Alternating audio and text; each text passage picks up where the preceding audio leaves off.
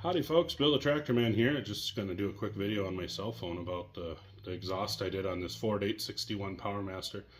Pretty much goes for the 800, 600, 700, 900, the 01 series, all of them.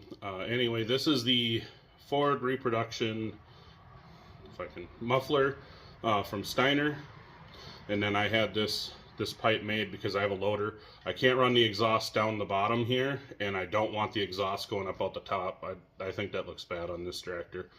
And it's annoying to have it right in front of your face when you're trying to do loader work. So I thought this little pipe here would make things a lot easier. Just have it dump. It misses the loader when the loader's set down, and when you're using the loader, it's out of the way too.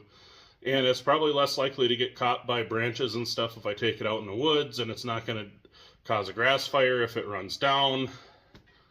So that was my thinking there. I'll get you a closer view. Alrighty, so here's a closer view of it. You need the 2-inch elbow that bolts onto the manifold. Here we go, big fat fingers. And then you'll want a 2-inch clamp there to clamp the exhaust. As you can see, this is the Fomoco reproduction. It would have been the factory muffler. It actually sounds pretty decent. I'll throw in a clip of it running at the end of this. As you can see, it fits in here pretty nice. I have a 2-inch clamp here, and I had to put a piece of aluminum in there so that it would tighten down on this exhaust.